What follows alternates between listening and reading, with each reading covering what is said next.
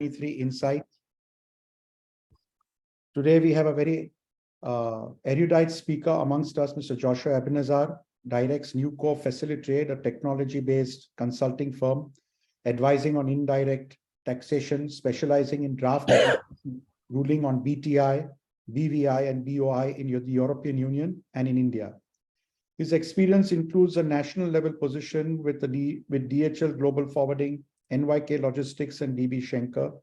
He was also the Director of Customs and International Trade Advisory with Lakshmi Kumar and Sridharan Attorneys, a leading law firm in India, for more than 6 years. Welcome, Joshua. It's a pleasure to have you here.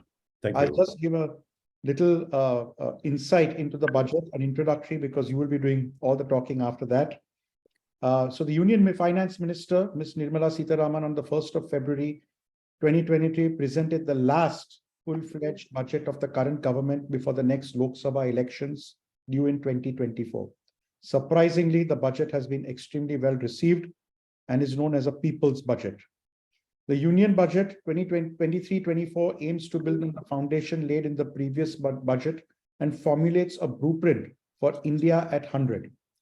The government, through the budget, has envisioned laying a strong foundation to steer the Indian economy towards Amrit Kal.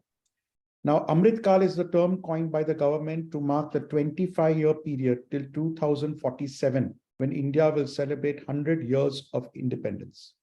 What is the vision of Amrit Kal? The government's vision for Amrit Kal is to create a technology-driven and knowledge-based economy with strong public finances and a robust financial sector. In order to achieve this vision, the focus has been laid on creating opportunities for citizens, particularly the youth, to fulfill their aspirations, providing a strong impetus to growth and employment generation, improving the strengthening macroeconomic stability. The Union Finance Minister has listed 7 key priorities which should complement each other and act as the Saptarishi, guiding the government through the Amrit Kal, which include inclusive development, reaching the last mile, infrastructure and investment, unleashing the potential, green growth, youth power, and the financial sector. So I think people are more interested to hear Joshua than me. So over to you, Joshua. The floor is yours. Thank you once again for joining us. I just request all participants, whatever questions they have, they should use the Q&A box to write write all their questions, please. Thank you. You have to unmute, Joshua. I think you're muted. Sorry. I'm sorry. Thank you. Thank you, Xerxes, for inviting me to speak to your members this morning. I'm so glad to be in the midst of very learned, reputed people in the industry like Nilesh, Mr. Pathak, and Tej Contractor is also there. So happy to have him from an international body. Welcome all of you, my friends. And it's a Saturday morning. It's a boring day, but still we are all there up on the hills to get some perspectives. Anything which is spoken in 2 hours, 3 hours will have a different significance. Anything which is spoken after 2 days, 3 days also will have a different significance, because it tells exactly that what exactly that we need for the trade, and we will be pinpoint to that point to understand, because you have also digested a lot of information. So our perspective will sink, and which will be able to put it in practice, or if you want to make any representation to the government, you can do that. If you want to do some kind of a course correction, you can do that internally. So this morning, I and my team are there. We will not be taking part A. I'm sure most of you are read in the newspapers and you're almost up to date on part A. So we'll straight away go into part B, and we'll divide the session in 2 parts. The first one, I thought I can just, nothing much. Kogila said that, sir, there is nothing much in customs. So we can directly go to GST. So what do you think, Kogila? There's nothing much. We'll go to GST, or we'll have some customs and then we'll go to GST. Oh, she's not there, it seems. Not a problem. So yesterday I did a session with another association. Before we could start, I asked a question to a few people, known people. What do you think this budget has for customs? They said, "Kuch nahi, sir, except the rate changes, nothing has happened." Okay. So most of the people are interested in knowing what is my product, what is the current rate in which the customs is, and what is the new change have been made. but I wanted to show some different perspective, what this budget has done from a legislative point of view in the Customs Act, in the Customs Tariff Act. There are a few people, they could able to digest this information. There are a few who are still unable to understand the correlations, why these changes have been made. And that too, with certain notifications are from retrospective effect from 1995.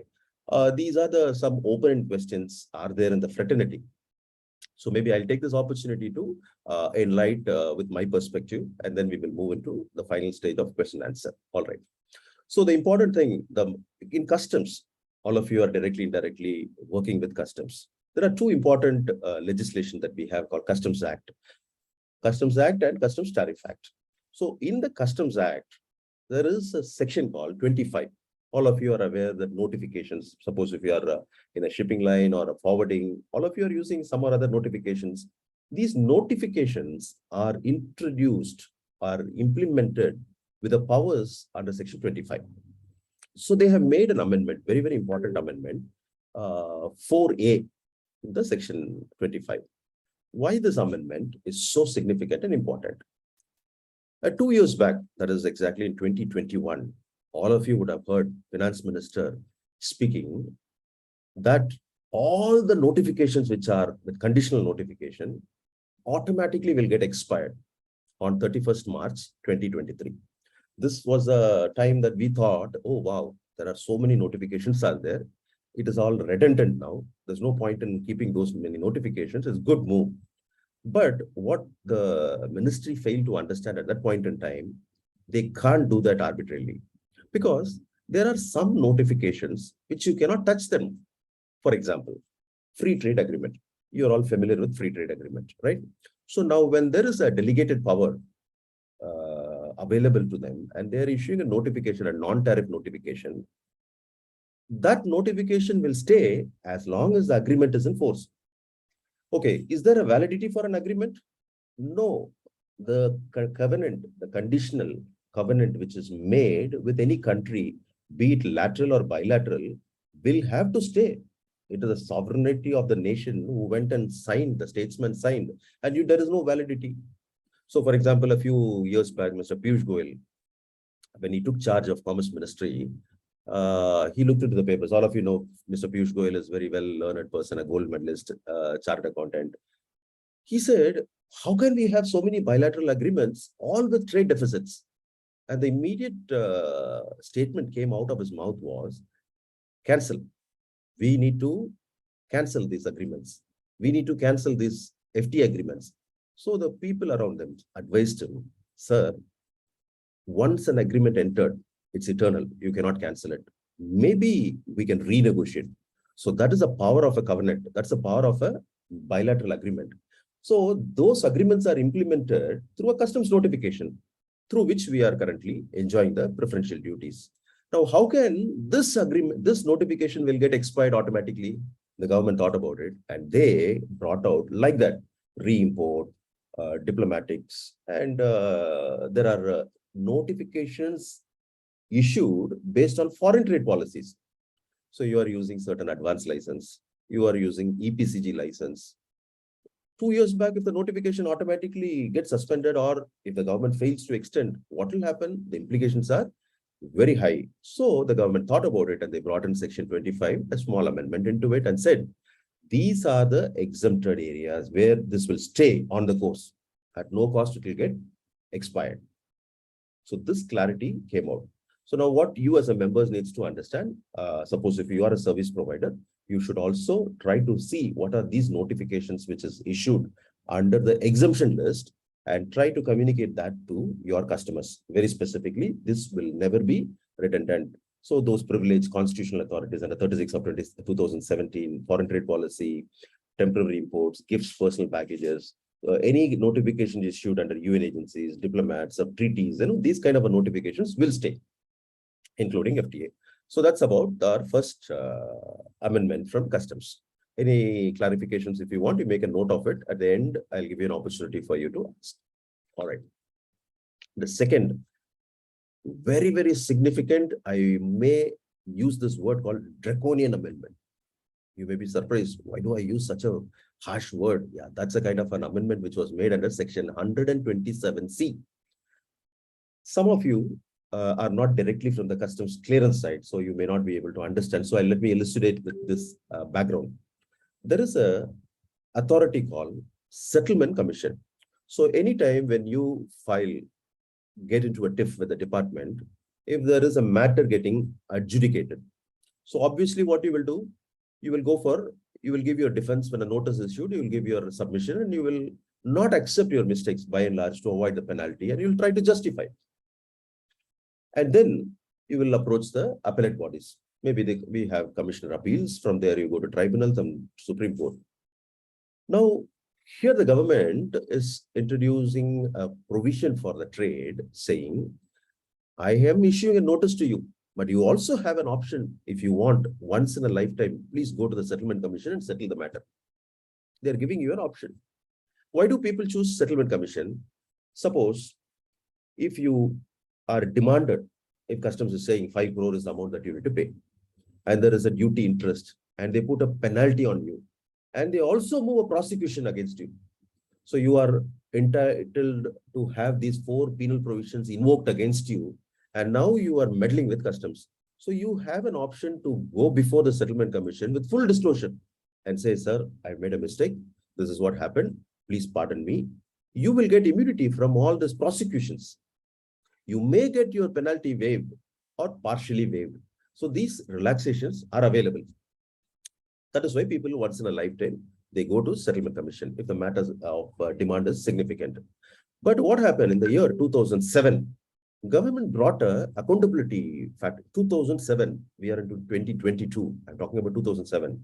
Government brought a change. They said Settlement Commission needs to dispose the cases within 9 months. Maximum extended period, another 3 months. So 9 plus 3, 12. Within 1 year, the Settlement Commission is expected to dispose any applications filed. Accidentally, we think it was removed in 2005. Accidentally. The government intent was not to remove it. Accidentally, it got removed in 2015, so we are not talking about it. That has been reintroduced now, exactly word to word. And they're telling, if you don't do that, the matter, what will happen within 1 year if a Settlement Commission is not doing it? The matter will go back to the adjudication authority. What a trap it is. One way before the adjudication authority that you are saying, I have not done anything wrong. But before the Settlement Commission, you have done a full disclosure and you've accepted. And now you are going back to the same adjudicating authority. And that authority will say, come, you yourself has accepted. I am upholding the penalty. I am upholding the prosecution. So importers will have no other way but to face the heat. If government's intention is to help the trade, ideally, what should have they done? They should have told, if you fail to dispose the case within the stipulated time, it should be deemed as settled. Then it would have brought in a fantastic accountability on the Settlement Commission. Because all of you know, they don't sit regularly. Chairman may not be there, member may not be there, appointment issues, administrative issues, so many things. For your fault, administrative lapses, the trade will suffer. But now, I think they put the last nail on the coffin, don't turn back into Settlement Commission. Looks like, who will go to Settlement Commission now? Nobody will prefer to go to Settlement Commission. So that is how this second draconian amendment, which I have told you, had happened. The third one, all of you might be aware, I'm sorry for, I need to give you some enlightenment on the amendment. Some of you may not even understand, is this Greek and Latin, because you're not doing day in and day out. Some of you are definitely yes. When you do any classification, we use a tool called General Rules for Interpretation. It's a 6 rule, which helps you to classify the products. If ever you see a tariff, customs tariff, there are some dashes which is mentioned between the tariff headings and the description to denote what is heading, what is subheading, what is tariff item. There are some dashes. It will be somewhere, it will be single dash. Dash means it's like we say, no, typo, we say hyphen. You can visualize that way. A dash is mentioned. For example, when I say 84, 84 is 2 digits, right? We call that as chapter. When I say 84, 81, it's a heading. When I say 6 digits is subheading. When I say 8 digit, it is tariff lines or tariff items. Now, what they say, 1 dash, 2 dash, 3 dash, 4 dash. It's a way in which that you can stack your classification, the items. Erstwhile, the government did not have that 3 dash. So this time they have brought in the 3 dash to give some clarity to the trade, saying that tomorrow nobody should go and put a case and saying that 3 dash is not part of that. So they brought in an amendment. What was the issue was when there was an article, I'm using the word preceded by 4 dash, shall be taken to be a subclassification of immediately preceding descriptions. Oh, okay, so that was the current scenario. What was the amendment made? Where the description of an article, let me just help you to share the screen, that will be helpful. So 1 minute, sorry, I didn't share the screen. Yeah. My screen is visible. Anyone can acknowledge? Oh, visible? No? AMTOI? Yes, it's visible. Yes, Yeah. it's visible. Please Thank you. Thank you so much. Thank you so much. Okay. So this is the one simple amendment that you need, in case if you are inclined at classification, then you should understand it in very simple way. Though I flashed the entire amendment. The subset 4 dash is a subset of 3. 4 dash subset of preceding single double dash was there already. Now they brought in 3 dashes also into it. So technically you cannot say that 3 dash is not missed out. It is again a little more technical thing. They have used one word called may also be taken. Okay. Usually you all know in Canon how the A and the made the propositions, made the issue of pulling the power of DRA officers. So here they have mentioned may. We need to be very careful. Tomorrow an officer may say, it is only written there as may also be taken, not shall. So maybe I will be holding my horses. There is a possibility. So maybe AMTOI or any association, when you make any representation, post-budget representation, you may specifically take this may and say the entire GIR used the word shall. And why this word specifically brought in may, you need to ask a clarification and tell them to make an amendment to convert it as shall. That will be a good point for you to avoid any future litigations in this regard. All right. That's all on the customs legislative side. Another important amendment came on the Customs Tariff Act. Most of the people in the industry, they read it. They read it over and over. And they just started exchanging text among them. Have you seen a notification? Have you seen an amendment which has come, which has a retrospective effect? Yeah, we heard about retrospective effect. Prospective effect. What is so big deal about it? No, this notification, this amendment 9C, 9A, 9 has retrospective effect from 1995. Wow. We've never heard in the history that the notification can take a retrospective effect from 1995. All right. What is so special about 1995? Anyone in this group can put a chat box. It will be interesting to know. What do you remember about 1995? There are 30 plus people are there. Anyone can type in the chat box. What is so special for the trade in the year? What is the significance of 1995? Anyone can type? Globally, something happened. India is also part of it. That's a cue. 1995, the trade has seen a different name. No one wants to take. You can just type anything what comes on your mind. Nothing good or bad. Go ahead. Priya, you will allow the participant to type. Okay, let me do that. I'm not too sure if that can be done from here. All right. Any participant can unmute and they can say.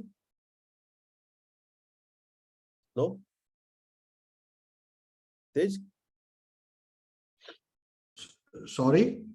No, whether the participant can type in the chat box No, they cannot chat. They on the cannot. question answer box. Yes, they can do on the question answer Yes, yes, box. please go ahead. Okay, the question is, what is so special on 1995? Because there is an amendment which says that it will be retrospective effect from 1995. So what is so special about 1995? Just a trade book. Anyone wants to take it? All right. 1995, we got our, should we wait or move on? I think move on because All nobody. right, okay. Okay. Yeah, people can either raise their hand or chat or write their responses on Q&A box, please. Participants. No issues. Let's move on. Let's move on. Let's keep the momentum on. So we got GAT. Okay, GAT was existed from 1947, except GAT 1994. This on the valuation article Roman 7. This is the entire thing moved into WTO. So the WTO formed, and 1st of January we got 1995. We have WTO.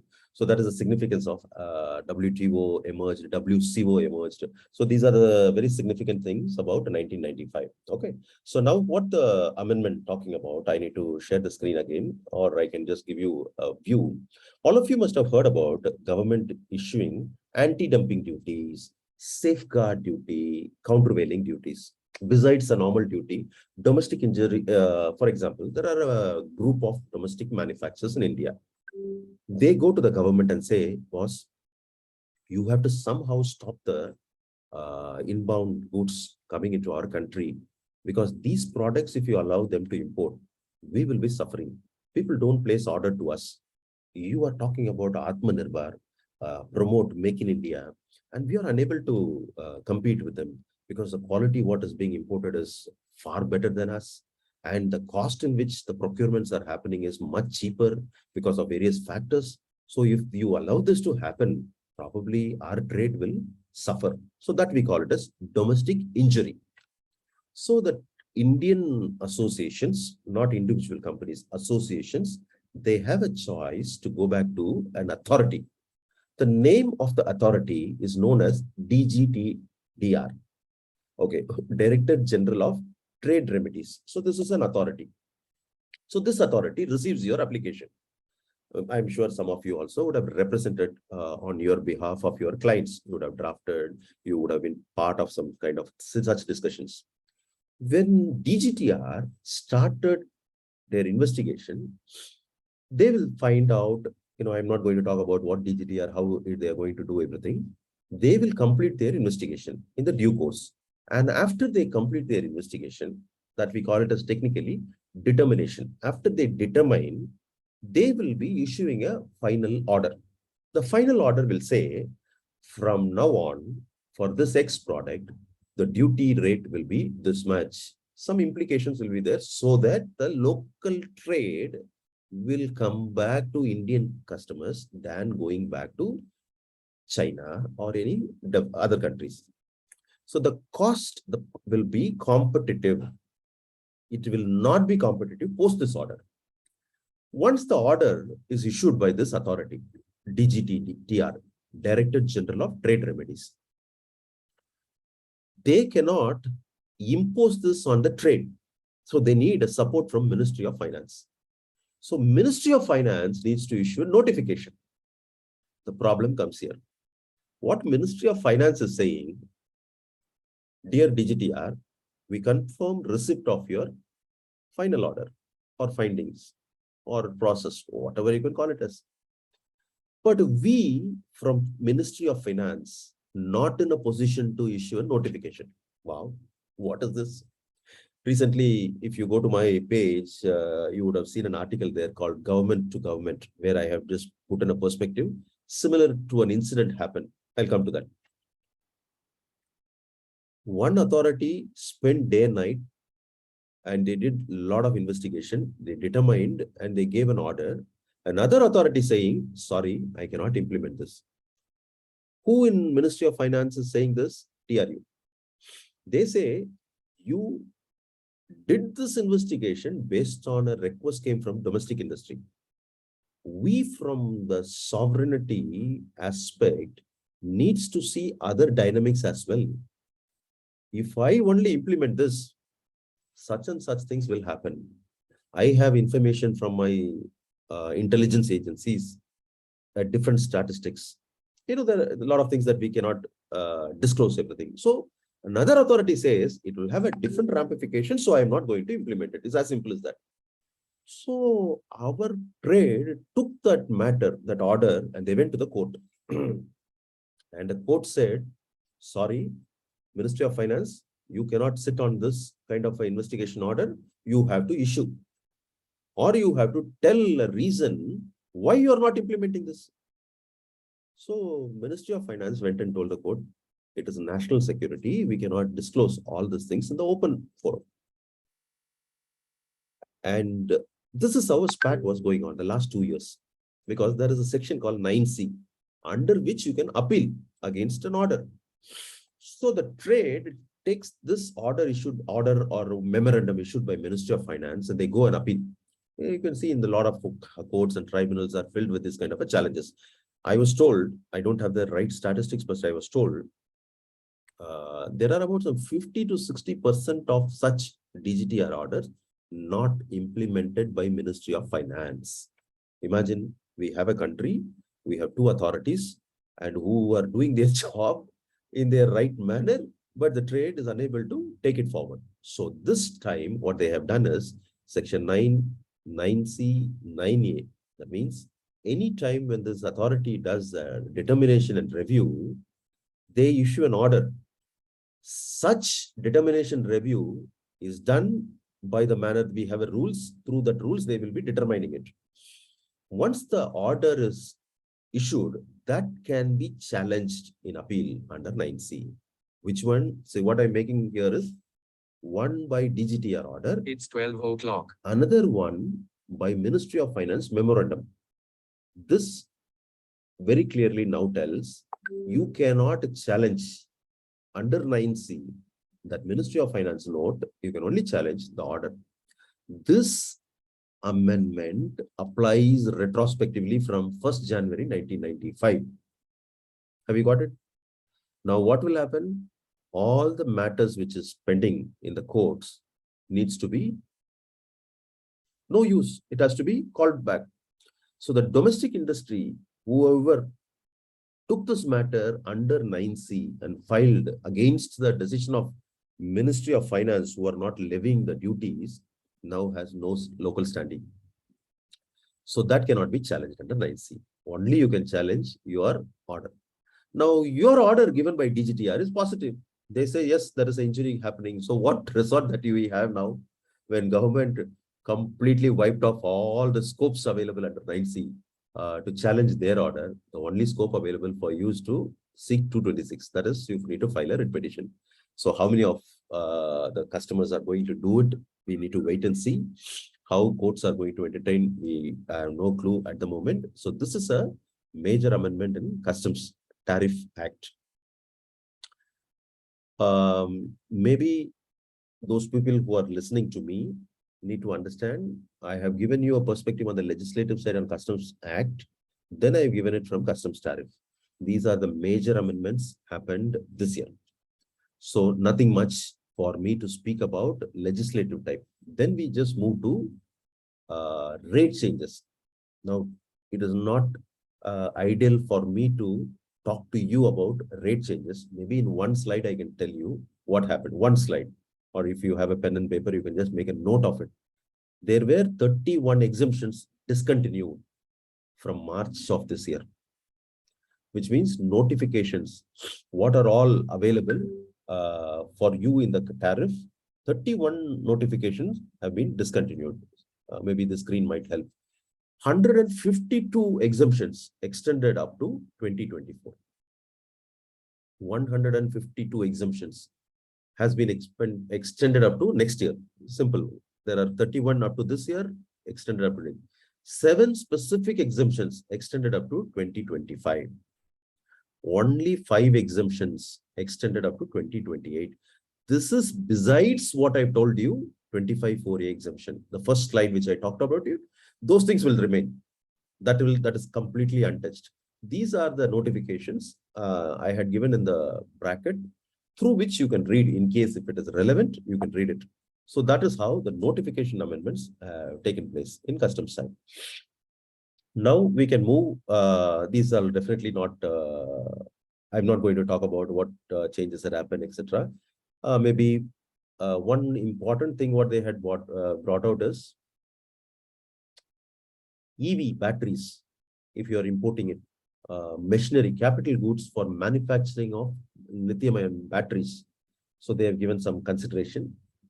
CKD, they are allowing it at 15%. For SKD and CBU, they jacked up the duty from 60%. For example, when you buy car, complete built unit is 60, now it has become 70. That's and also they have brought in SKD duty, they've increased. So only CKD remains. So what it shows, they wanted us to manufacture, make in India, Atmanirbhar, and to use mover scheme to a larger extent. Another important thing is called project import. This scheme is slowly getting phased out. All of you are aware how project import, because in the last budget itself, the government has told very clearly that we will not allow project import to continue beyond this particular rate. So the concession rate of duty, people availing under project import is also affecting Make in India. So they wanted to slowly phase out it. Okay, so September 30th, 22 is the last date. Any project which is registered post or will not be entertained. So it will not be beneficial to you. In which there is a specific part that is solar, where they said, for all power projects, we are still giving you the benefit except solar power. Now, why solar power? They removed it because they wanted to solar power plant and solar power project. So one way it looks little contradictory. Modi government is saying that we wanted to become a green energy country. G20 may we are making a lot of statements. So we do not know why we are up against this solar projects getting imported coming into India. Probably they should have extended this for some time till the time they meet the gap, and later on they could have used, but now they jacked it to 40%. So that is one significant observation in the 9801 aspect. Then we will move to GST. So from customs, if you have any doubt, I'll just pause it for a moment and wait for you to ask some questions in the question answer box, or whatever the way in which, if you have any questions, you can ask me, and then we will move to GST. Priya, I'm holding for a minute to see if there are any questions or any clarifications required. Sure. Sure. Sure.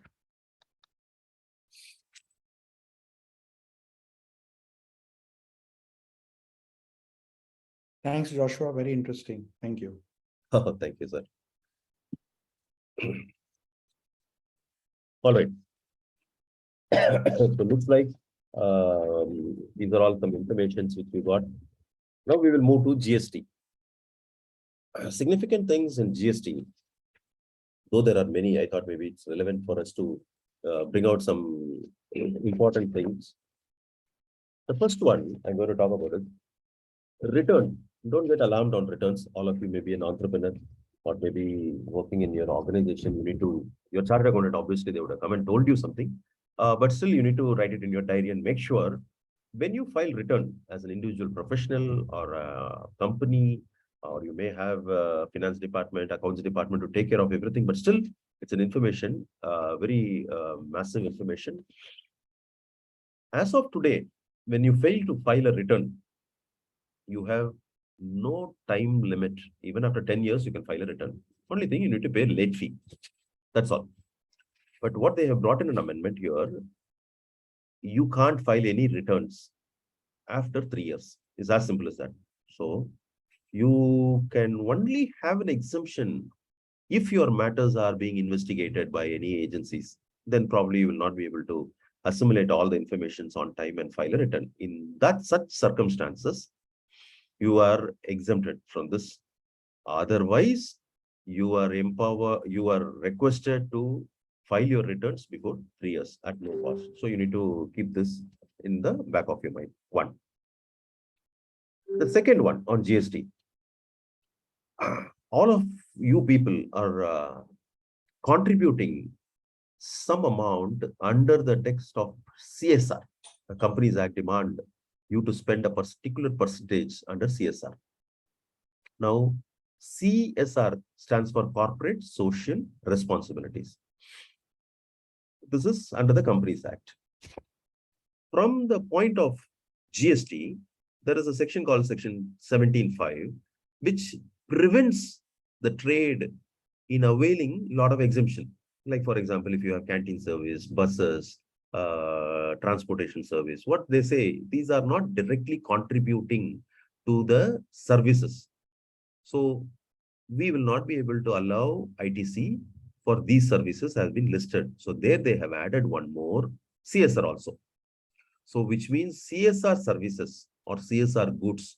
So you take a project, an NGO, you go and install a lot of water plants, you carry them, you take mobility, you take experts, services, anything directly, indirectly contributing to CSR, you cannot take any credit. That's all. That's all you need to know.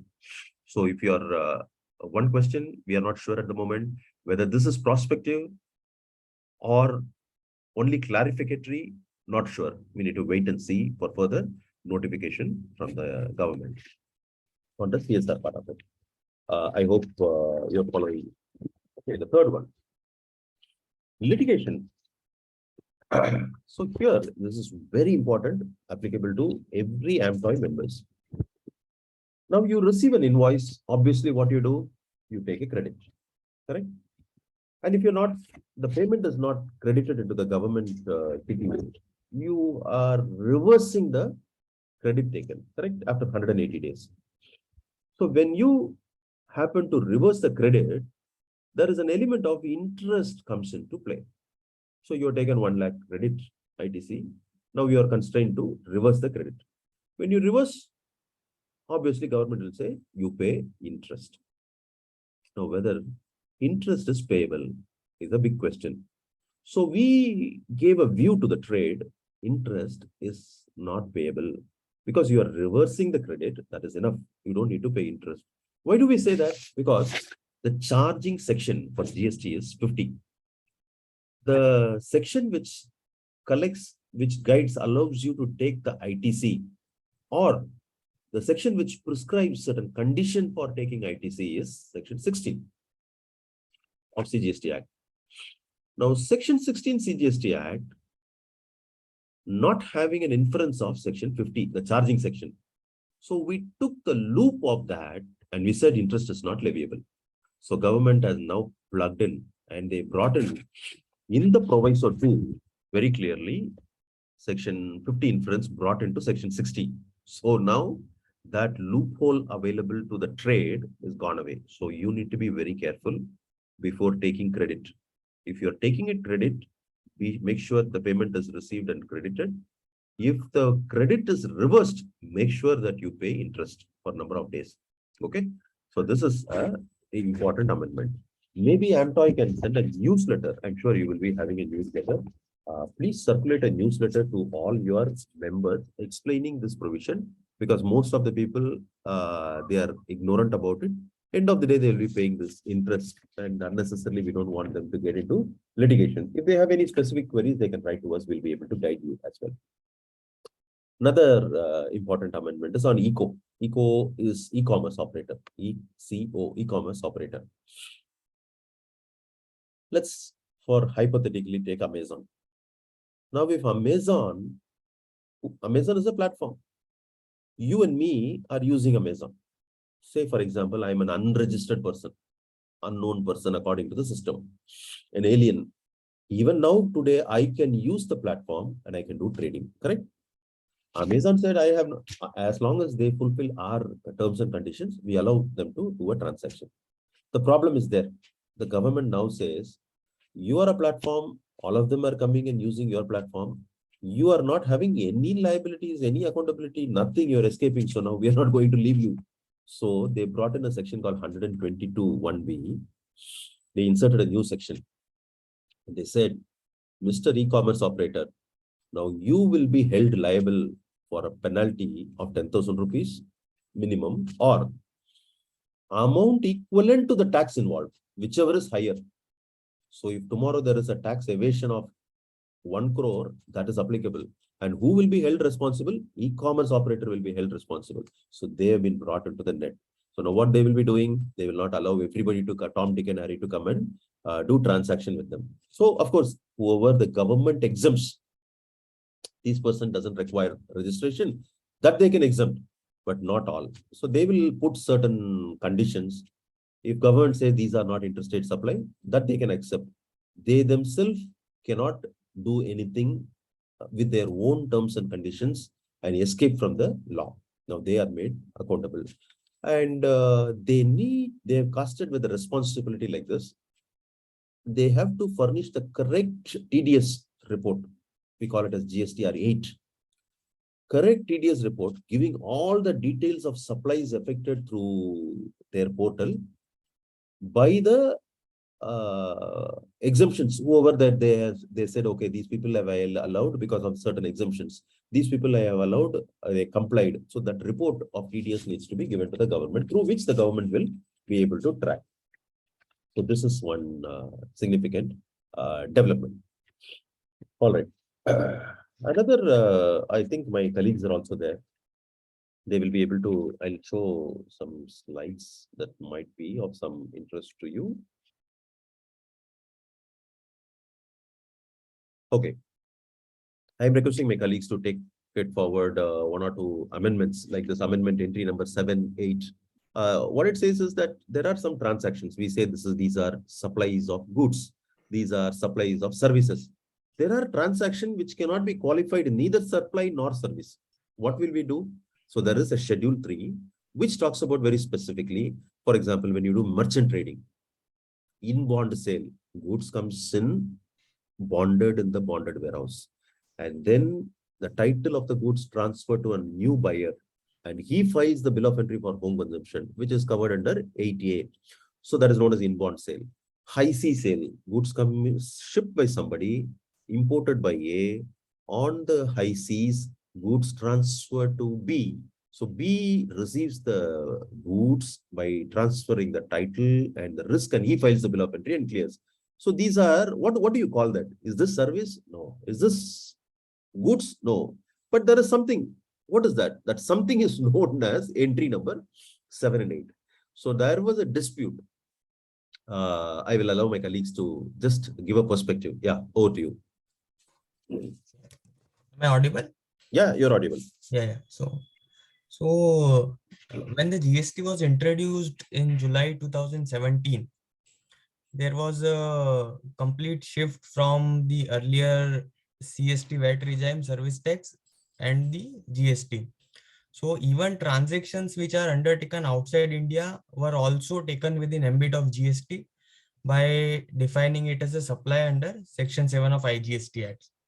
So the ambit was casted very wide, and the government didn't realize that many type of transactions which they don't have intention to cover might also get cover in the scope of supply. So some of these transactions are like merchant trade, though they have provided an exemption in February 2019. The issue was whether that exemption will also apply for the past period, that is from July 2017 to February 2019. So that issue has now been clarified, saying that all these exemptions will also apply for the past period, and any investigation, etc., will not be carried forward. But if anybody has paid tax, treating it as a taxable, that will not be refunded. So if somebody has over complied and already paid the tax, that will not be refunded. But if somebody has taken a chance and not paid tax on this transaction, they have benefited and no need to pay tax on such transaction. So what are these transactions? I will just explain in brief. The merchant trade transaction is basically, say you as a supplier are in India, you have another party A in China who is supplying goods to you, and you have another customer B in, say, Japan. So you don't want the goods to first ship them from China to India and then again export from India to Japan. We'll ship the goods directly from China to Japan. and the goods moving directly from outside India to outside India is called as merchant trade. This transaction was also getting covered by a plain reading of the scope of supply under the IGST Act. So this transaction, because the entire activity is undertaken outside India, only the supplier is in India. And even otherwise, if you import and then again export, the entire tax will be again refunded to you because you are exporting the goods and you are bringing in foreign exchange. So the only differentiating factor is that there is saving of this transportation cost and resources, and then you are directly exporting it to another country. So to save this transaction from getting taxed, this amendment was brought in Schedule 3, saying that it will not be treated as a supply. The Thank you. another, yeah. Yeah, please go on. Please. Yes. So another issue was on high C sales. So prior to GST, what used to happen in the CST Act, there was a specific provision saying that all these sales will be treated in the course of export and will not be liable to CST or VAT. So if a person has already bought goods from a supplier outside India and has a bill of lading in his name, and he assigns such bill of lading to another person in India, this is called a high C sales because the goods are still on high seas. They have not come to India. And this transaction was not taxable.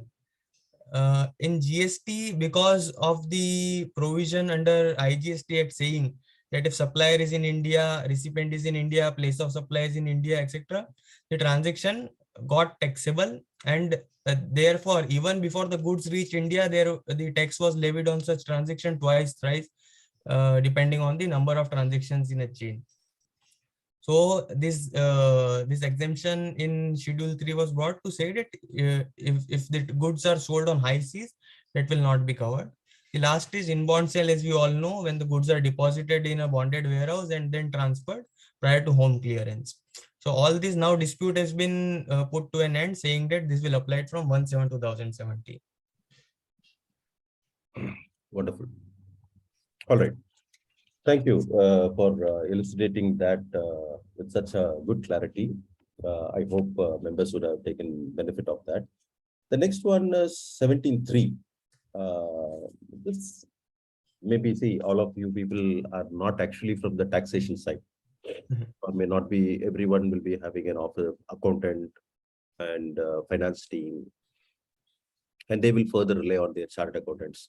So you are from operations or marketing or from the front end, or the business owner is also not keen in understanding this. It's a little technical, but happened.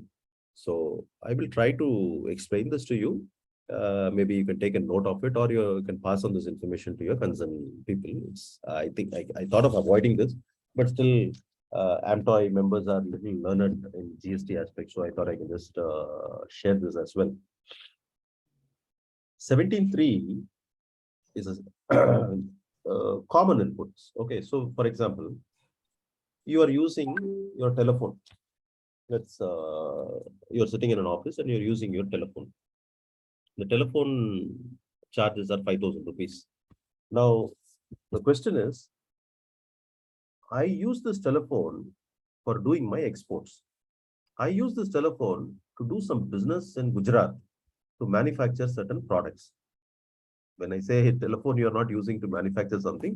You use the telephone to coordinate with your team. So there is a telephone expenses. So now the question is, ITC, you have to take it maybe in lakhs for different purpose. For making things clear to you, I'm using one expenses like common input, that is telephone input. Now government has given a formula. So what you need to understand, you are using an instrument or you're using an input, and you are doing two different things. One, an exempted service, export. One, a taxable service, import, local, Maharashtra or Gujarat, anywhere you have a factory, you are using this input for that purpose. So what is the proportion which is used for exports? What is the proportion which is used for local? That is the difficult thing. How do I collect tax? How do I take ITC? Confusions were there. So there was a formula given. The formula given by the government is exempted tax. That means telephone or whatever the common input used for exempted services upon divided by total turnover. Now, from a consulting point of view, we used to suggest our customers factor this amount, whatever the common input, in the exempted as well as in the total turnover. So when you factor that amount in the total turnover, that is like your denominator, that will become small. So the fraction will be different. But what department said, no, no, no, no, no, no. You cannot factor this in the denominator. Only you factor it in the exempted supply, the numerator only. This is the department view. So now what happened in this amendment, they have plugged in. Now they say all the such common inputs to be factored only in the exempted supply, not on the denominator. So that anomaly has been removed. So that is what I wanted to communicate. So if it is relevant to you, make a note of it. Otherwise, you please pass it on to your accounts team or whoever they are. If they have any clarity, then we can support them on next time. All right. I would like to add Yeah. something on. Yeah. So on this 17.3 point, this basically deals with, as you explained, reversal of ITC on common inputs when they are used for both exempt and taxable activities. But there was always a dispute whether Schedule 3 transactions, as we saw entry 7888B, whether they are also covered within the ambit of exempted supply. So if you are, say, making a merchant in trade transaction, supplying goods outside India to outside India, and no tax is paid on the transaction, so whether it is an exempted supply. Why the dispute arose is also very interesting. The definition of exempted supply under the Act says a supply on which no tax is payable by virtue of an exemption notification or by other provisions of the Act. So it has to be first a supply to be called as an exempted supply. What Schedule 3 says, the list of activities or transactions listed here under are to be treated neither as a supply of goods nor a supply of service. So what used to be the argument that since it is not a supply, it cannot be an exempted supply also, and therefore I need not reverse the credit on this transaction. Since section 16 provides me credit for all my operations of business in the course or furtherance of business, this is my business of doing sale from outside India to outside India. This is used for my business. It will not be computed in the turnover of exempted supply. Therefore, I am entitled to full credit and no reversal is required. In this aspect, the government actually agreed with the assessees and said, while computing the turnover of exempted supply, you need not include Schedule 3 activities. Except the land and building. This was the proposed earlier. Now they have brought an amendment saying that in case of inbound sales, also this inbound sales, this will be included in the value of exempted supplies. But the only catch is in respect of categories to be notified. So from a discussion in the GST Council, it seems they only want to cover this duty-free shops at the airport. So when some passenger is coming from outside India and is buying goods in duty-free shops, they don't pay tax, saying that customer will pay when he will clear for home consumption, when he will pass from custom barrier. So no tax is payable. So on debt transactions, because it are inbound sales, the government don't want to allow ITC of say rent, etc. of the premises. Therefore, they are saying that you need to reverse. So the implication of this will be only limited. Very good perspective. Wonderful. So we will now move to the place of supply issue in terms of domestic shipping line.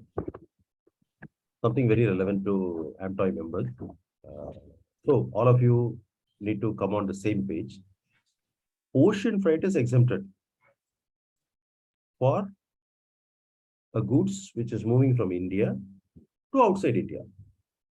This privilege was repealed in 2022 September by way of a notification. Further, they have not extended this notification. Automatically, the aforesaid notification got expired in September 2022. So once the notification is moved, now similar amendment was not made in the Act. So now what they have done, they have removed the proviso 12(8) even from the Act. Now, shipping line will have to pay if they export ocean freight. There is a tax implications are there. On the contrary, we got a settled position because of Mohit Minerals Supreme Court. When goods are imported up to before customs clearance, no GST to be levied. So which means as of today, ocean freight on import, nothing. Ocean freight on export is yes, there is a disparity. Now we here cannot give any perspective to this, why this disparity, and it is very obvious to all of you also. So this is a amendment which many people interpreted it in a different way, but this is the clarity. So ocean freight they've removed the proviso 12(8) from the section. So that proviso has been omitted. So now notification is also not there. Act also doesn't have any exemption provision. So obviously the tax will be levied. You want to add anything here? Yes. So Yeah. basically, as you told, there was an exemption prevailing in September 2022. So even in earlier regime, this type of transaction was not taxable when you are sending goods from India to outside India. But as I told that the ambit of supply is very wide. So they say even if place of supply is outside India, because the destination of goods is outside India, but both supplier and recipient are in India, so this transaction will be covered by that, and therefore they granted exemption. In 2018, they thought that they will put a proviso in section 12(8), which says the place of supply of goods shall be the place of destination. Place of supply of transportation service in relation to goods shall be the place of destination of such goods. So this was provided in by way of proviso in 12(8). The normal place of supply is the recipient of the service, because they have to pass on the credit. So what they thought, if they say that place of supply will be destination of goods, it will be an export service, and therefore no tax will be payable, and then we can remove the exemption and get it covered by the act itself, saying that it is an export. But the definition of service, export of service in the IGST Act says that the supplier should be in India, but the recipient should be outside India. And the place of supply should also be outside India.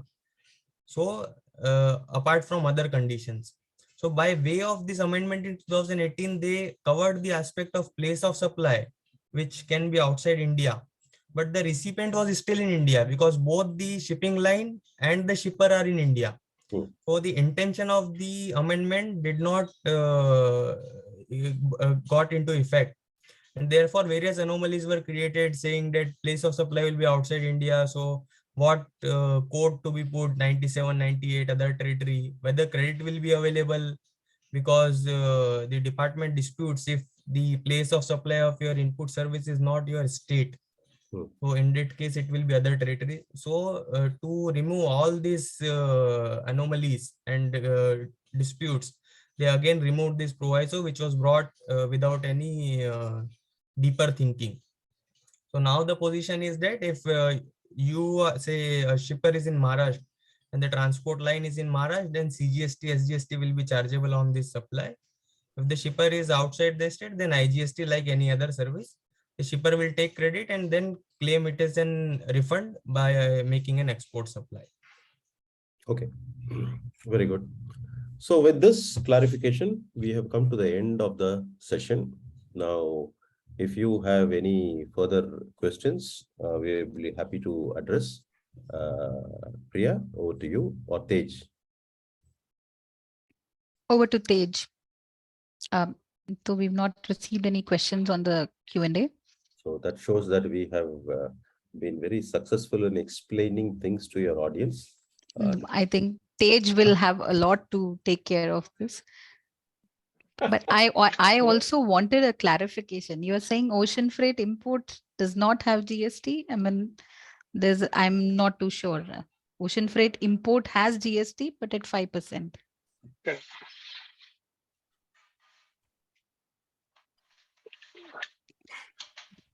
Hi, everybody. Hi, Joshua. Hi, Priya. Hi, hi. Yes. Joshua, right, ocean freight imports is chargeable to GST at 5% that we are currently paying as a logistics service provider. I think the amendment may be for a CIF. Correct.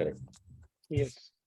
So in case of a CIF where 0.5% of freight, the importer also had to pay. That's where the judgment is coming. Foreign shipping line. Yes, it's always superb listening to Joshua. We learn something new every single day. Come on, everybody, I'm sure you have some questions, thoughts, suggestions.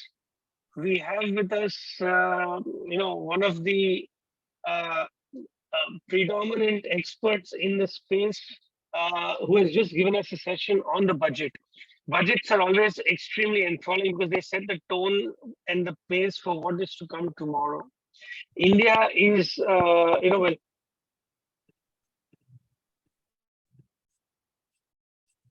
Did we lose stage? I think so. He's frozen or Stage, Yeah, he is frozen. yeah. Morning, Arisa. Morning. good morning, Harish. Morning. Stage got disconnected. Hareshji, would you like to maybe sum up? And Russia or something like that, I think. So he may be on the road or what could be that reason. he's okay. Yeah, He's back. hello, can you all hear me? Yeah, Yes. welcome back. Welcome back. No, you're frozen again. I think, yes. Age, if I may suggest, Yeah, please sir. switch off your video and speak because I think that bandwidth will improve greatly. Tej? No. Yeah, Tej, can you hear us? I think he's frozen. Must be something wrong with the network. Hello, am I audible now? Yeah, but Tej, I suggest you switch off your video. I think the bandwidth is Okay. not good enough. So if you can switch off, I think you can at least communicate very Yeah, I freely. think no. I was on, for some reason I was on Wi-Fi and it was giving me issues. So I've gone to mobile data. But still, So you're not very. You're okay. Now am I audible now? Yeah, much better. Much better. Super. So I'm sorry. I think my computer, the Wi-Fi got stage fright. So we have with us, when Joshua gives a session, we are always enthralled. We learn something new every single time, every single day, even after sitting to the same session again and again. Guys, you must have some questions regarding the budget. The budget sets the tone for what India has to offer for the next 1 year, at least with our business. What Mr. Joshua has shared with us is guidelines on where the government is going to take business. The amount of emphasis on infrastructure, technology, and modifications which have come into our areas in the space of logistics is enormous. And the push and the emphasis for India to go to a $5 trillion economy. So we will see a real big boom. India's time is now. You are in the right place at the right time in the right business. The pandemic has proved that ours is an evergreen business. Also, what's very important is the level of compliance. As Mr. Joshua has explained, starting with budgetary changes in customs with Section 25, going on to other aspects covering GST, it's imperative that compliance is paramount. That is the direction that the government is taking. So, guys, I would request all of you to please, if you have any questions, put them across in the group, in the Q&A section, sorry.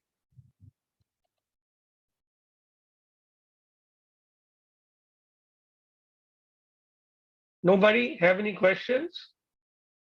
All right, Tej, you can maybe if they have any specific questions, they can write to us also. Maybe the AMTOI secretariat can receive it and you can forward to us. And Yes. Yes. we will respond to each questions today itself. If I receive it today, Sure, we'll sure. respond. Hmm. It's been wonderful time spending with you and with the team. And thank you for this opportunity on behalf of Newcurve and my team, Sachin, Somesh, Kogila, Sri, and over to you, Success. Thank you, Joshua, and your team for a wonderful session. Very informative. I think our members are still digesting all the information given by you, and I'm sure we'll have certain queries once again to come back, and maybe not today, but in the course of the week. And if you could assist us with that. Definitely, definitely. You can write to us. We'll be Very happy much. to do that. Over to you, Priya, for the vote of thanks. So, thank you, Joshua, once again. You're most welcome, Success. Thank you, Joshua. That was one wonderful session. And you probably explained it so well that people don't have questions. I mean, that's what I'd probably like to think. It was really fantastic session. And thank you so much. We really look forward to associating with you in the near future as well for more sessions like these. And thank you so much. And I'll stop the recording now and we can go ahead and end the meeting. Thank you.